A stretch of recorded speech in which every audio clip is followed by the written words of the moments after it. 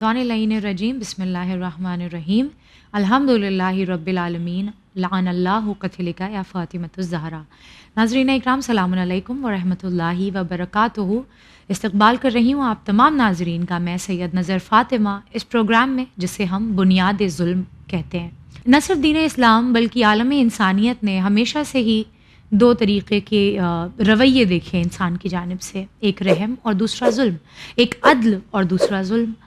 लेकिन हर चीज़ की अपनी एक शुरुआत होती है, हर चीज़ का अपना एक सबसे पहला करने वाला इंसान होता है जिसको देखकर दूसरों को हिम्मत मिलती है फिर उस अमल को करने के लिए, यानी कि एक एनकरेजमेंट किसी एक शख्स के करने के बाद जो दूसरों के दिलों में उस अमल को लेकर पैदा होती है। ठीक यही बात लाजिम होती है ज़ालिमीन के ऊपर भी कि जब कोई एक ज़ालिम ढाता है तो उसके जुल्म को ढाने से दूसरे ज़ालिमीन को शय मिलती है और वो फिर अपने अंदर एक शय महसूस करते हैं इस गलत काम को करने में। हम बात करना चाह रहे हैं अय्याम फ़ातिमी के एतबार से कि आखिर दीन इस्लाम की तारीख़ में अहले बैत अतहार पर ढाए गए मज़ालिम की तारीख़ में और उनके बाद उनके शियों पर ढाए गए तमाम जुल्म की तारीख़ में दर हकीकत वो कौन से ज़ालिमीन हैं जिन्होंने दूसरों को शय दी, दूसरे ज़ालिमीन को शय दी, या यूँ कह लें कि दूसरे ज़ालिमीन के लिए एक ज़मीन हमवार करके दी जिस पे वो इन तमाम मज़ालिम को ढा सकें। इस गुफ्तगू में हमारे साथ ख्वाहर तफसीर फ़ातिमा रिज़वी मौजूद हैं। आइए गुफ्तगू का आगाज़ करें तमहीदी गुफ्तगू के साथ, पहले उनका इस्तक़बाल करें। सलाम अलैकुम ख्वाहर। अलैकुम सलाम व रहमतुल्लाहि व बरकातहू।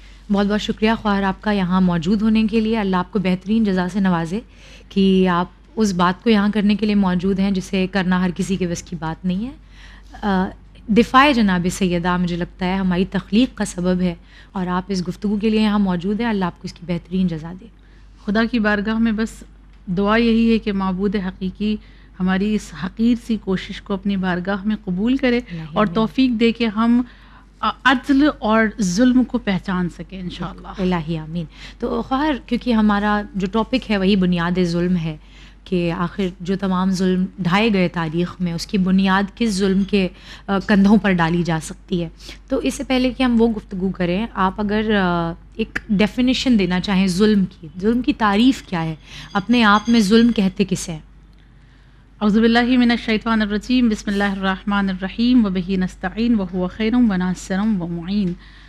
अगर हम और आप जुल्म को समझना चाहें आसान लफ्ज़ों में तो ये कहा जाएगा कि जुल्म किसी चीज़ को या किसी शख्स को ऐसी जगह पे रखना जहाँ उसको रखना उसकी शान के ख़िलाफ़ हो या उसकी बेहुरमती की वजह बने, उस जगह पर उसको रखने से इस चीज़ को जुल्म कहा जाएगा। एक चीज़ हो गई। दूसरा, किसी चीज़ का उसकी सही जगह पर ना होना जुल्म है। दूसरा कहा गया कि इंसान हक से आगे बढ़ जाए, हक से तजावुज़ कर जाए, ये भी जुल्म है। तीसरा ये कहा गया कि जुल्म किसी की अज़मत को घटा देना या कोई अजमत ना हो जिसके अंदर जबरदस्ती उसको वो अजमत दे देना। अच्छा। ये भी एक तरह का यानी कमो बेशी दोनों ही जो है वो जुल्म में शुमार है। बेशक अगर कोई बाज़मत है उसकी अजमत को कम कर देना, किसी के अंदर अजमत नहीं है उसको बाज़मत बयान कर देना, ये भी जुल्म है। अगर हम देखें कि जुल्म की कितनी किस्में हैं तो इसको इस तरह से समझ सकते हैं कि जुल्म तीन तरह का होता है। एक वो जुल्म होता है जो इंसान अपने और खुदा के दरमियान करता है जिसको हम शिर्क कह सकते हैं। जिस तरह से हज़रत लुक़मान ने अपने बेटे से कहा या बुनैया ला तुशरिक बिल्लाह इन्ना शिरका लजुल्मुन अजीम, ए मेरे बेटे कभी भी शिरक न करना इसलिए कि शिरक सबसे बड़ा जुल्म है। दूसरा वो गुनाह होता है जो इंसान किसी दूसरे इंसान के लिए करता है, यानी किसी दूसरे के हक को पामाल करे, वो भी जुल्म है। तीसरा वो गुनाह होता है जो इंसान खुद अपने ज़ात पर करता है। मिसाल के तौर पे नमाज को अगर वो क़ज़ा कर दे तो ये जुल्म खुद उसने अपने नफ्स पर अपने ज़ात पर किया है। ये एक मुख्तसर सा तारुफ है जुल्म का। ख़ैर ये तो आपने बयान किया कि कुरान ने जो है वो जुल्म को कैसे बयान किया है। इससे ज़्यादा अगर मैं डिटेल में आपसे पूछूं कि कुरान ने कहाँ कहाँ पर जो है वो जुल्म का तज़किरा किया है और किन चीज़ों को जो है वो जुल्म के दायरे में रखा है, तो आप क्या कहेंगे? परवरदिगार आलम ने कुरान में जुल्म को गुनाहे कबीरा से ताबीर किया है और कहा कि जुल्म एक ऐसा गुनाह है कि जिसका अजाब जब अल्लाह देगा तो वो शर्मिंदा कर देने वाला, अजाबुन मुहीना, ظلم کے لیے لفظ آیا ہے کہ وہ بالکل ندامت انسان کے اندر آ جائے گی جب اس کو وہ عذاب دیا جائے گا ظلم کے بدلے میں. اور اس کے بعد یہ کہا کہ جب کوئی ظالم ظلم کرتا ہے تو اللہ قرآن میں باقاعدہ کہتا ہے کہ اس کے اوپر خدا کی لعنت ہوتی ہے. اور متواتر احادیث میں بھی اس بات کا ذکر کیا گیا ہے. میں قرآن کی آپ کی خدمت میں 2 آیتوں کا تذکرہ کروں جس میں اللہ نے ظالمین کا ذکر کیا. سب سے پہلے آیت سورہ ابراہیم کی آیت نمبر 42 ہے. اللہ کہتا ہے وَلَا تَحْسَبَنَّ اللَّهَ غَافِلًا عَمَّا يَعْمَلُ الظَّالِمُونَ، یعنی اور خبردار خدا کو ظالمین کے اعمال سے غافل نہ سمجھنا کہ انہیں اس دن کے لیے مہلت دی اللہ نے دی ہے جس دن آنکھیں پتھرا جائیں گی. یعنی ظالم اگر ظلم کرتا چلا جا رہا ہے تو یہ نہ سمجھنا کہ اللہ اس سے غافل ہے، بلکہ مہلت دی گئی ہے اس دن کے لیے جب ساری کی ساری آنکھیں پتھرا جائیں گی. دوسرا جو جملہ قرآن میں آیا ہے سورہ شعراء دا پوئٹس آیت نمبر 227، اللہ کہتا ہے وَسَيَعْلَمُ الَّذِينَ ظَلَمُوا أَيَّ مُنْقَلَبٍ يَنْقَلِبُونَ، کہ عنقریب ظالمین کو معلوم ہو جائے گا کہ وہ اپنی کس حالت پر پلٹائے جائیں گے. یعنی قرآن باقاعدہ طور پہ ظالمین کی مذمت کرتا ہے، ظالمین کے لیے عذاب کا وعدہ کرتا ہے اور ظلم کو گناہ کبیرہ شمار کرتا ہے، اور ایک وارننگ ان کے لیے جو ہے وہ. بے شک یہ تو ظلم کی مذمت ہو گئی، لیکن قرآن مجید کیا کہیں ہمیں یہ بھی بیان کرتا ہوا نظر آتا ہے کہ انسان در حقیقت ظلم کرتا کیوں ہے، وجوہات کیا ہوتی ہیں ظلم کی؟ قرآن میں بہت سارے عوامل کا تذکرہ کیا گیا ہے جس میں یہ بتایا گیا کہ یہ وہ چیز ہے جس کی وجہ سے انسان ظلم کرتا ہے، جس میں سب سے پہلے مرحلے پر حدود الہی سے تجاوز کر جانا، یعنی اللہ نے جو حدود قرار دیے ہیں اس سے آگے بڑھ جانا ایک سب سے بڑا ظلم ہے. سورہ ممتحنہ آیت نمبر 9 اللہ کہہ رہا ہے وَمَن يَتَعَدَّ حُدُودَ اللَّهِ فَقَدْ ظَلَمَ نَفْسَهُ، کہ جس نے اللہ کے حدود سے تجاوز کیا گویا اس نے ظلم کیا. یہ ایک بات، یعنی حدود الہی سے تجاوز کرنا ظلم ہے. دوسرا، اپنے گناہ کو کنٹینیو کرنا، اس سے شرمندگی نہ کرنا یا اس سے توبہ نہ کرنا خود ایک ظلم ہے. اس کے لیے قرآن نے سورہ حجرات آیت نمبر 11 میں کہا وَمَن لَّمْ يَتُبْ فَأُولَٰئِكَ هُمُ الظَّالِمُونَ، کہ وہ لوگ جو توبہ نہیں کرتے اصل میں وہ لوگ ظلم کرنے والوں میں سے ہے. نمبر 3، اللہ کہتا ہے کہ وہ لوگ جو آیات الہی کو جھٹلا دیتے ہیں وہ بھی ظالم ہے. اگر ہم دیکھیں تو سورہ انفال کی آیت نمبر 54 میں اللہ نے کہا کہ وہ آل فرعون اور ان کے پہلے والوں کا جو انجام ہوا ہے وہ اس وجہ سے کیونکہ انہوں نے آیات الہی کا انکار کیا تھا اور پھر عذاب الہی کے مستحق ہوئے اپنے ظلم کی وجہ سے. یہ آیات الہی کا انکار دراصل ایک ظلم تھا. اس کے بعد یہ کہا گیا کہ تحریف کرنا، اللہ کے احکامات کو بدل دینا، چینج کرنا بھی ایک طرح کا ظلم ہے. قرآن اس کے لیے کہتا ہے سورہ بقرہ آیت نمبر 59 فَبَدَّلَ الَّذِينَ ظَلَمُوا قَوْلًا غَيْرَ الَّذِي قِيلَ لَهُمْ، اور ظالمین نے جو بات ان سے کہی گئی تھی اسے بدل دیا اور اللہ نے ان ظالموں پر عذاب ان کی نافرمانی کی وجہ سے نازل کیا. یعنی قرآن کہہ رہا ہے کہ تحریف کرنا، رد و بدل کرنا بھی ایک طرح کا ظلم ہے. ایک ہوتا ہے آیات الہی کو جھٹلانا، ایک ہوتا ہے آیات الہی میں تحریف کرنا، ایک ہوتا ہے سرے سے آیات الہی کا انکار کر دینا. تو وہ انکار کرنا بھی کیا ہے؟ ایک طرح سے ظلم ہے. سورہ اسراء آیت نمبر 99 اللہ کہتا ہے فَأَبَى الظَّالِمُونَ إِلَّا كُفُورًا، ظالمین نے کفر کے علاوہ ہر چیز سے انکار کر دیا ہے. یعنی جو ظلم ہے سب سے بڑا وہ انکار ہے آیات الہی کا. اس کے علاوہ حق اور باطل کو ملا دینا سب سے بڑا ظلم ہے. سورہ آل عمران آیت نمبر 71 اللہ کہتا ہے لما تلبسون الحق بالباطل وتکتمون الحق وانتم تعلمون، کیوں یہ اہل کتاب ایسا کرتے ہیں کہ حق کو باطل سے ملا دیتے ہیں جبکہ وہ جانتے ہوئے بھی کہ حق ہے اور حق سے پردہ پوشی کرتے ہیں. یعنی حق اور باطل کو مخلوط کرنا بھی ایک ظلم ہے. پھر اس کے بعد کہا قرآن نے فریب دینا، فریب کاری کرنا بھی ایک ظلم ہے، دھوکہ دینا بھی ظلم ہے، جس کے لیے قرآن کی آیت ہے الظالمون بعضهم بعضا الا غرورا. سورہ فاطر آیت نمبر 40 اللہ کہتا ہے ظالمین ایک دوسرے سے فریب دینے والا وعدہ کرتے ہیں. پھر ایک عامل ہے جو ظلم کا، وہ ہے حسد. جو انسان کے اندر پیدا ہوتی ہے. حسد سب سے بڑا ظلم کا ایک مرکز کہہ دیں آپ, سینٹر کہہ دیں, جس کی وجہ سے تمام ظلم رونما ہوتے ہیں. اس کے لیے قرآن مجید سورہ بقرہ آیت نمبر 213 میں کہا گیا کہ وہ لوگ جن کو کتاب مل گئی انہوں نے ہی بغاوت کی, اور بغاوت کرنے کے بعد رسول کے ساتھ جو ہے وہ انہوں نے بدتمیزیاں کی یا گستاخی کی, ان پہ ظلم کیا, صرف اس بنا پر کہ رسول کو وہ ایکسیپٹ نہیں کرنا چاہتے تھے حسد کی وجہ سے. ٹھیک ہے, پھر ایک کہا کہ ناحق فیصلہ دینا بھی ایک ظلم ہے. یہ قرآن کے جملے ہیں کہ جہاں پہ تمہیں نہیں معلوم ہے کہ فیصلہ کس کے حق میں ہونا چاہیے, وہاں پر بھی تم کہیں اپنا فیصلہ تم سنا رہے ہو, یہ بھی ایک طرح کا ظلم ہے. سورہ مائدہ آیت نمبر 45, وَمَن لَّمْ يَحْكُم بِمَا أَنزَلَ اللَّهُ فَأُولَٰئِكَ هُمُ الظَّالِمُونَ, اور جو بھی خدا کے نازل کردہ حکم کے خلاف فیصلہ کرے گا وہ ظالموں میں شمار کیا جائے گا.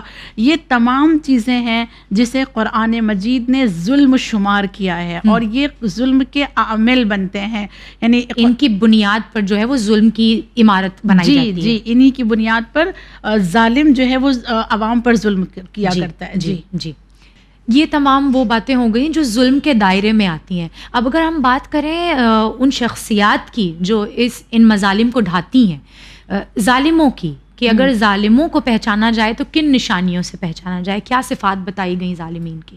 امیر المؤمنین علی بن ابی طالب علیہ الصلوۃ والسلام نے فرمایا کہ ظالم انسان کے اندر 3 نشانیاں پائی جاتی ہیں. ظالم کی پہلی نشانی یہ ہے کہ وہ اپنے سے بڑوں کی نافرمانی کرتا ہے. دوسری نشانی یہ ہے کہ وہ اپنے سے چھوٹوں کو دباتا ہے اور اس پر ظلم و ستم کرتا ہے. تیسری نشانی یہ ہے کہ وہ ظالموں کے ہمراہ رہتا ہے اور ان کے ظلم پہ وہ راضی رہتا ہے, وہ بھی ظالم کہلاتا ہے. یہ 3 طرح کا انسان اگر کہیں پہ آپ کو نظر آئے تو وہ علی کی نگاہوں میں ظالم کہلائے گا. اس کے بعد مولا فرماتے ہیں ظلم کی بھی 3 قسمیں ہیں. ایک ظلم وہ ہے جو کسی صورت معاف نہیں ہوگا, ایک ظلم وہ ہے کہ جس کا قصاص ضرور لیا جائے گا, دوسرا ظلم وہ ہے کہ جس کے معاف ہونے کی گنجائش پائی جاتی ہے. لوگوں نے پوچھا کہ یہ 3 گناہ کون سے ہیں, تو مولا نے فرمایا پہلا گناہ جس کی کوئی معافی ہی نہیں ہے وہ شرک ہے. دوسرا گناہ جس کا قصاص لیا جائے گا, جس کی سزا ضرور اللہ دے گا, وہ ہے دوسروں کے حق میں کوتاہی یا دوسروں کے حق کی پامالی. تیسرا وہ گناہ جس کی معافی کی گنجائش ہے, وہ شاید ہو سکتا ہے وہ انسان خود جو اپنے نفس پر کرتا ہے گناہ صغیرہ کے ذریعے سے, اللہ اس کی معافی کی گنجائش کو باقی رکھتا ہے اور ممکن ہے کہ وہ گناہ کسی حد تک معاف کر دیے جائیں. تو یہ ہو گیا ایک ظالم انسان کی پہچان اور ظلم کی پہچان کے کون سے ظلم ہے جو معاف ہوں گے, کون سے ظلم ہے جو معاف نہیں ہوں گے, اور ظالم کسے کہتے ہیں. اب اگر بات خواہر جو ہے وہ ابتدا کی جائے کہ جیسا میں نے اپنی انٹروڈکشن میں ہی کہا تھا کہ ہر چیز کی اپنی ایک ابتدا ہوتی ہے, تو ہم اگر ظلم کی ابتدا دیکھنا چاہیں تاریخ میں تو اس کی ابتدا کب ہوئی, اور جو ہمارا ٹاپک ہے کہ اہل بیت اطہار پر ظلم کا سلسلہ کب سے شروع ہوا؟ اگر ہم دنیا کے اعتبار سے دیکھیں کہ جب سے دنیا بنی ہے تب ظلم کب ہوا تھا, تو پہلا ظلم جو روئے زمین پر ہوا ہے وہ حابیل پر ہوا ہے, قابیل کے ذریعے سے, اور اس کی وجہ بھی حسد تھی, جیسے قرآن نے بتایا کہ حسد کی وجہ سے لوگ ظلم کرتے ہیں. لہٰذا جو اگر دنیا کی بات کرے تو پہلا ظلم قابیل کا ہوگا جو حابیل پہ ڈھایا گیا. اگر ہم بات کریں اہل بیت اطہار سے کہ ان کی زندگی میں ظلم کی ابتدا کہاں سے ہوئی ہے, تو سب سے پہلے تو رسول کی زندگی کو دیکھنا پڑے گا کہ خود نبی کریم کی زندگی کتنی سخت تھی. 13 سال تک کفار مکہ اور قریش مکہ نبی پر ظلم ڈھاتے رہے, بنی ہاشم کو ستاتے رہے. 3 سال تک بنی ہاشم شیب ابی طالب میں رہے, ان کے لیے ساری چیزیں بائیکاٹ کر دی گئیں, اور نہ وہ کچھ خرید سکتے تھے نہ وہ کچھ بیچ سکتے تھے, اور کوئی نبی کا حامی اور مددگار نظر نہیں آتا تھا. اور اس کے علاوہ جو نبی کے ساتھ ہوا وہ یہ کہ نبی کا مذاق اڑایا گیا, نبی کو دیوانہ کہا گیا, نبی پہ پتھر پھینکا گیا. ابو لہب اور اس کی بیوی ام جمیل جتنا اس نے ستایا ہے, ان دونوں نے نبی کو, شاید ہی کسی نے نبی پر ظلم کیا ہوگا. ام جمیل کے لیے ہے کہ وہ کانٹے اپنے سر پہ لے کے آتی تھی جھاڑیاں, اور نبی کے راستے میں خدا کی عظیم بچھا دیا کرتی تھی. ابو لہب کے لیے تاریخ کہتی ہے کہ نبی آگے آگے چلتے تھے اور کہتے تھے لوگوں سے قولوا لا الہ الا اللہ, تو پیچھے پیچھے ابو لہب چلتا تھا, نبی کے پیر پہ پتھر مارتا تھا, نبی کے پیروں سے خون بہنے لگتا تھا. لوگ پوچھتے تھے یہ جو آگے چل رہا ہے یہ کون ہے, تو بتایا جاتا تھا کہ یہ محمد مصطفیٰ ہیں, اور جو پیچھے چل رہا ہے وہ اس کا خود کا چچا ابو لہب ہے, اور چونکہ اس کی دعوت اس کو پسند نہیں آتی ہے لہٰذا وہ پتھر مارتا ہے. یہ اذیتیں دی گئی. تاریخ کہتی ہے کہ ام جمیل ابو لہب کی جو بیوی تھی اس کے پاس ایک ہار تھا, اس نے قسم کھائی تھی کہ میں اس ہار کو بیچوں گی اور اس سے جو کچھ بھی رقم مجھے حاصل ہوگی میں اس رقم کو نبی کو اذیت دینے کے لیے استعمال کروں گی. یہ خود نبی کے اوپر اس قدر ستم ڈھائے گئے, اس طرح سے ظلم ان کے اوپر کیے گئے.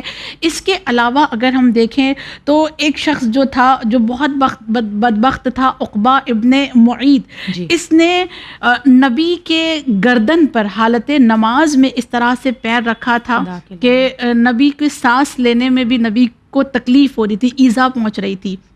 یہی وہ تھا کہ جس نے حالت نماز میں نبی کریم کے اوپر بھیڑ کی اوجڑی لا کر رکھی تھی. اسی نے جب دیکھا کہ نبی کریم مسجد میں ہے تو مسجد میں جا کر اس نے اپنے امامے کو نبی کے گلے میں ڈالا اور نبی کے گلے میں ڈال کر وہاں سے کھینچتا ہوا نبی کو باہر لے کر آتا ہے. یہ عقبہ ابن معیط وہی ہے جس کا تعلق بنی امیہ سے تھا, اور بدر میں یہ گرفتار ہوا تھا. نبی کے حکم سے اس کو بعد میں قتل کر دیا گیا تھا. لیکن یہ اذیتیں خود نبی سے شروع ہوئی ہیں, نبی کی ذات پر یہ ظلم ڈھائے گئے ہیں, جس کو یہ کہا جا سکتا ہے کہ اہل بیت پر ظلم کا سلسلہ شروع ہوا ہے خود ذات نبی پر, اس لیے کہ نبی ایک نیا دین لے کر آئے تھے جس کی وجہ سے مخالفت بہت زیادہ تھی, اور مخالفت کی وجہ سے نبی کریم پر اس طرح سے اذیتیں ڈھائی گئی. بے شک یہی وہ مظالم ہے کہ جس کے بنا پر رسول اللہ کو بیان کرنا پڑا کہ وہ مظالم جو میں نے دیکھے ہیں وہ کسی اور نبی نے نہیں دیکھے, وہ سختیاں جو میں نے برداشت کی ہیں وہ کسی اور نبی نے برداشت نہیں کی ہیں. جبکہ آپ کی تبلیغ صرف جو ہے وہ 20 سالہ تبلیغ ہے, اور دیگر انبیاء نے کتنے سال تبلیغ کی ہے, اس کے باوجود رسول اللہ پر جو مظالم ڈھائے گئے اس کی برابری اور کسی نبی پر جو مظالم ڈھائے گئے نہیں ہو سکتا ہے دونوں کا موازنہ.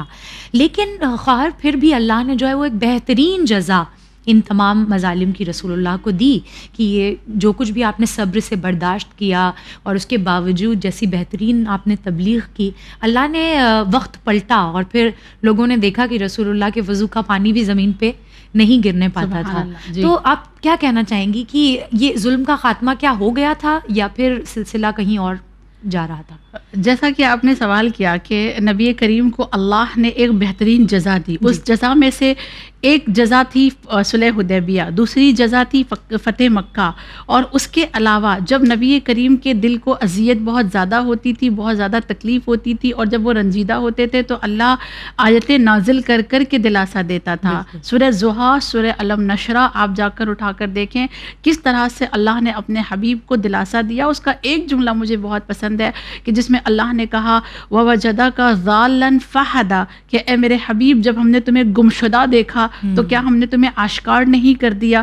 یعنی اس آیت کا ترجمہ تو بظاہر ایسے ہے کہ بس نبی گمشدہ تھے اور انہیں لال دیا گیا, لیکن جب اس کی تفسیر میں ہم جاتے ہیں تو پتہ چلتا ہے کہ اللہ یہ کہنا چاہ رہا ہے کہ اے نبی آپ کو دنیا نہیں جانتی تھی, آپ کو دنیا نہیں پہچانتی تھی, آپ کا کوئی نام لینے والا نہیں تھا, لیکن اس کے بعد جب آپ نے صبر کیا, تحمل کے ساتھ کام لیا, اور اس کے بعد تم جب اللہ کی دین کی تبلیغ کرتے رہے تو ہم نے تمہارے نام کو ایسے روشن کر دیا کہ رہتی دنیا تک ہر مسجد سے ایک ہی صدا آئے گی, اشہد ان محمد رسول اللہ. آپ گمشدہ تھے, آپ کو کوئی نہیں جانتا تھا, مگر اب پوری کائنات میں ایک ہی نعرہ گونجتا ہے ہر مسجد سے, محمد الرسول اللہ, محمد الرسول اللہ, محمد اللہ کے رسول ہے, محمد اللہ کے رسول ہے. یہ اللہ کی جانب سے سب سے بڑا اجر ہے, اللہ کی طرف سے سب سے بڑا بہترین جزا ہے جو نبی کریم کو دی گئی ہے.